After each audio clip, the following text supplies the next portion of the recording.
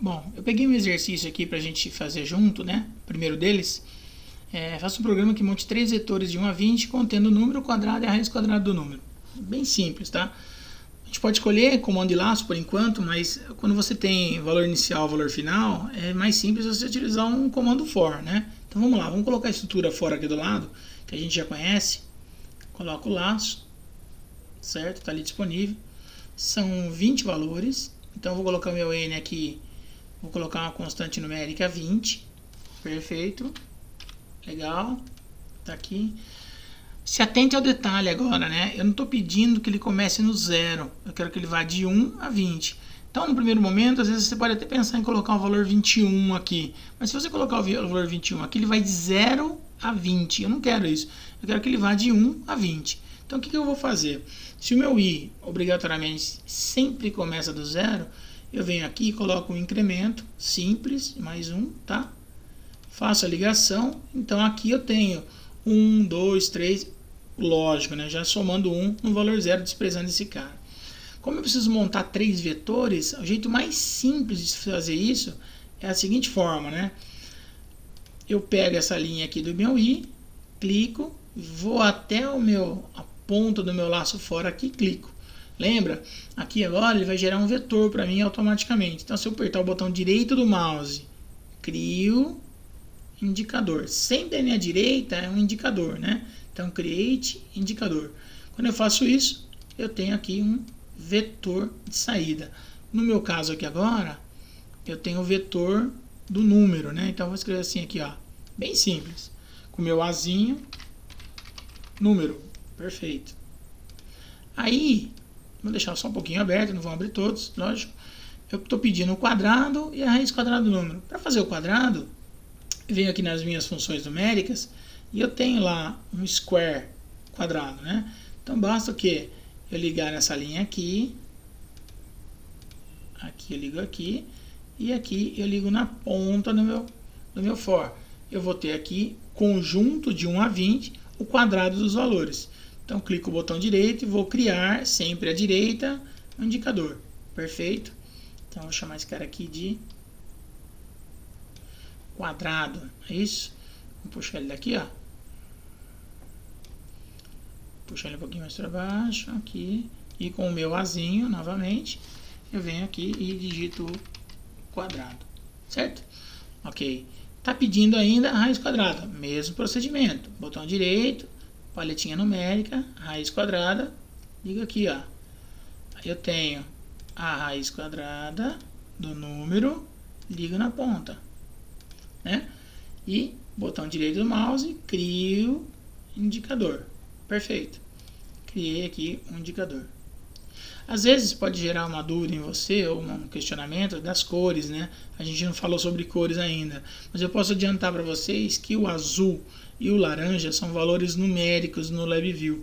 Só que o azul representa os números inteiros e os laranjas os números reais, ou seja, aqueles valores que podem gerar casas decimais, certo?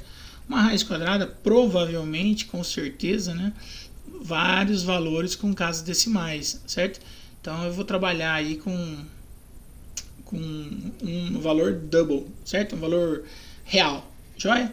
Mesmo que a entrada seja uma entrada inteira, ele vai mostrar um dado real para mim na saída.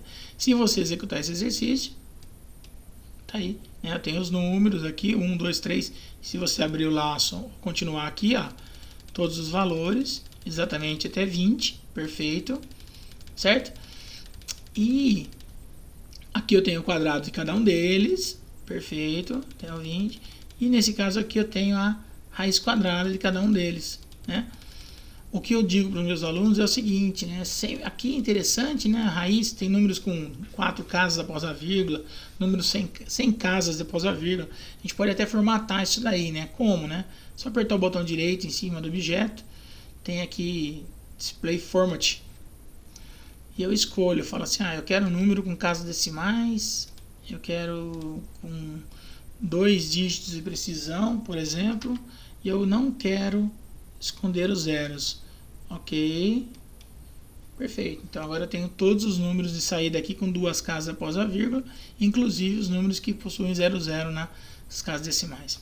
Ok? Então, primeiro exercício, tranquilo, simples de ser feito.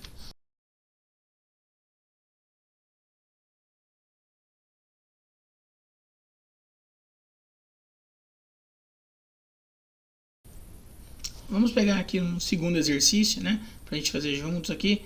É o seguinte, esse aqui já pede para o usuário digitar um número qualquer e exibir a tabuada desse número de 0 a 10. Perceba que nesse caso aqui, eu quero que exiba de 0 a 10, tá? Então, se ele for exibir de 0 a 10, eu tenho 11 números aqui na brincadeira, certo? Então, vamos lá. Mesma coisa, vou pegar um laço for, mais simples de ser utilizado. Nesse caso agora, o meu n, se eu quero que vá de 0 a 10, eu vou colocar o meu n valendo 11, isso, né? Então, venho aqui, coloco 11 porque eu quero que esse laço seja executado 11 vezes. A ideia é que o usuário digite um número qualquer. Se ele vai digitar, eu vou colocar um controle numérico. Vou escolher aqui e pedir para ele digitar um número. Perfeito? A hora que ele escolhe o número, esse número aqui fora, ele vai fazer uma multiplicação de 0 a 10. Então, bem simples, né? Venho aqui no numérico, pego o multiplicador e vou fazer o seguinte. Quem é que fica interagindo ou incrementando automaticamente? É o i. Então, o i vai ser parte da minha multiplicação. E o número aqui fora é o número que o usuário escolheu. Consequentemente, se eu quiser mostrar uma multiplicação por vez, eu coloco aqui um indicador. Mas não há necessidade. Eu vou ligar ele aqui fora, certo? Daqui a gente já sabe que é gerado um vetor. Então, eu vou criar um vetorzinho, create indicador, certo? Esse vetorzinho aqui, com minha setinha, chamo ele aqui. Vou abrir um pouquinho para a gente visualizar. Vou até chamar esse array aqui, esse vetor de saída de tabuada. Perfeito. E você percebe o que ele vai fazer, né? Nesse caso do número fora aqui, como eu não quero ficar mostrando nada aqui dentro do laço, na verdade, né? Não há necessidade de você colocar aquele tempo, né? O wait, para esperar a programação. Então, simplesmente, essa é a programação. Venho aqui, altero, coloco um valor qualquer, por exemplo, executo o software uma única vez e eu tenho lá a tabuada do 5, por exemplo, de 0 a 10. Tá? Se você alterar o valor aqui, executa novamente, eu tenho aqui a tabuada do 8 e assim por diante. Legal? Finalizamos o segundo exercício aí.